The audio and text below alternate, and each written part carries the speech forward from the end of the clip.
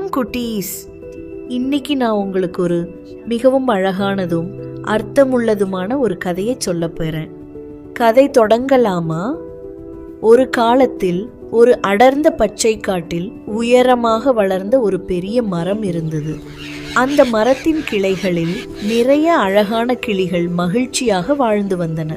சில கிளிகள் பச்சை நிறம், சில மஞ்சள், சில சிவப்பு நிறம். எல்லா கிளிகளும் சேர்ந்து பேசிக்கொண்டு பறந்து விளையாடி சந்தோஷமாக நாட்களை கழித்து வந்தன.